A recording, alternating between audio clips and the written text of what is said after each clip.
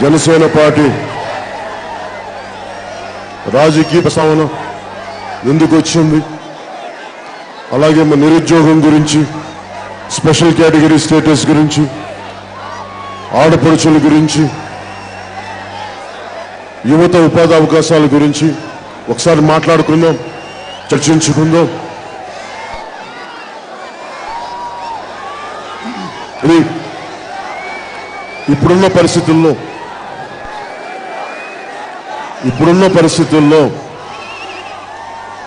2014కి ఒక పార్టీ పెట్టడం మీ అందరికీ తెలుసు. 2009లో అప్పటి రాజకీయ ప్రస్తావన, అప్పుడు రాజకీయ ప్రయాణం ఎన్ని ఒడిదుడుకులకు లోనై ఎంత కష్టపడ్డాం, ఎన్ని ఎదుర్కొన్నాం, అవన్నీ తెలిసి కూడా ఎందుకు నేను మళ్ళీ 2014లో ఎందుకు జనసేన పార్టీ పెట్టానంటే, స్థానికంగా మనకి తెలుగుదేశం పార్టీ కానీ కాంగ్రెస్ పార్టీ కానీ రాష్ట్రం విభజించిన తీరు ఇవన్నీ నాకు చాలా మనస్తాపాన్ని, చాలా బాధని కలిగించింది.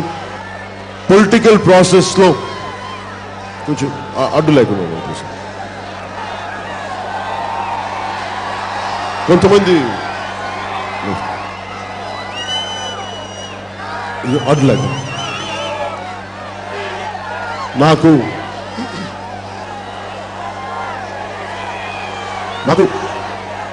2014లో పార్టీ పెట్టినప్పుడు నన్ను అందరూ భయపెట్టారు, నిరుత్సాహపరిచారు.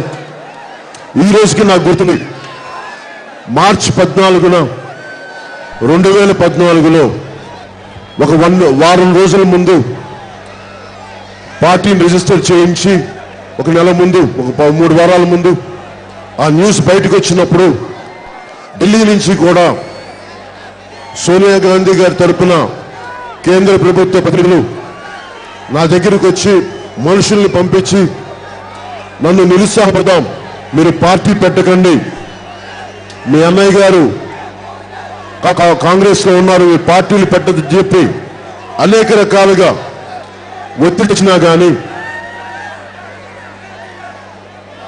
మిగతా వాళ్ళెవరు కూడా 2009లో మీరు సాధించలేనిది మళ్ళీ వచ్చి ఏం చేయగలరు, ఎలా నమ్ముతారు?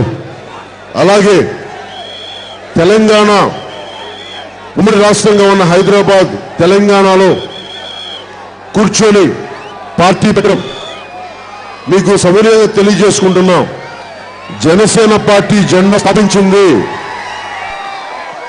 మనల్ని అందరినీ రకరకాల పరిస్థితులకి భయపడుతున్న సమయంలో, తెలంగాణలో ఆంధ్ర ప్రజల్ని తిడుతున్న సమయంలో, ఆంధ్ర ప్రజలు వేరు, ఆంధ్ర పాలకులు వేరు, వీటన్నిటి సపరేట్ చేయమని చాలా గుండె ధైర్యంతో పెట్టిన పార్టీ జనసేన పార్టీ.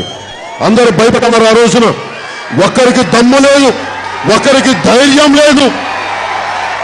సీనియర్ నాయకులు ఉన్నారు. ఈ రోజున ముఖ్యమంత్రి గారు 4 దశాబ్దాల అనుభవం అని చెప్తున్న నాయకులు, కాంగ్రెస్ పార్టీకి జేజేలు పాడిన నాయకులు తప్ప బలంగా కూర్చొని ప్రజలకు జరిగిన కష్టాలని కానీ నష్టాలు కానీ బలంగా మాట్లాడగలిగి ప్రస్తావించగలిగే ధైర్యం లేని సమయంలో మీరు రాజకీయాలకు పనికిరారు. మీ కుటుంబం రాజకీయాల్లో రావాలి అంటే ఒక ముఖ్యమంత్రి కొడుకై ఉండాలి, పాలక వర్గాలకు సంబంధించిన వ్యక్తులై ఉండాలి, అలాంటి కుటుంబాలే ఉండాలి. మీరు వచ్చి మళ్ళీ ఏం చేస్తారని అలాంటి ఇబ్బందికరమైన పరిస్థితుల్లో ఒక మాట అంటే కంఠం తెగిపోయే పరిస్థితి.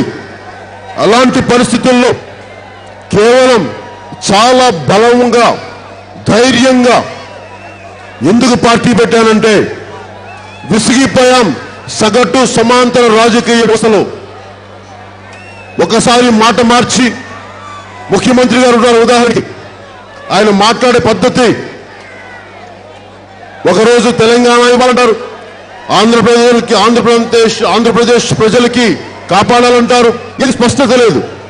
ఇంక్లూడింగ్ వైసీపీ నాయకులు జగన్మోహన్ రెడ్డి గారు కూడా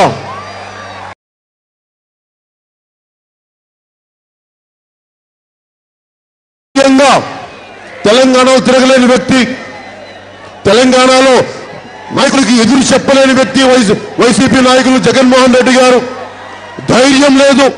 ఒకవైపు తెలంగాణ నాయకులు ఆంధ్ర ప్రజల్ని దోపిడీదారులు, కుట్రదారులు అంటా ఉంటే ప్రజల్ని వేరు పాలకులను వేరు అని చెప్పి దమ్ముగా ధైర్యంగా చెప్పే ధైర్యం, కుండే ధైర్యం జగన్మోహన్ రెడ్డి గారికి లేదు.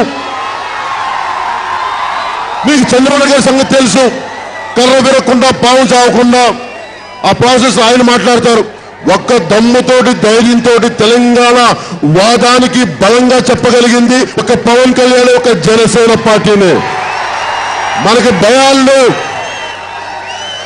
ఈ రోజుకి తిరగమని చెప్పండి.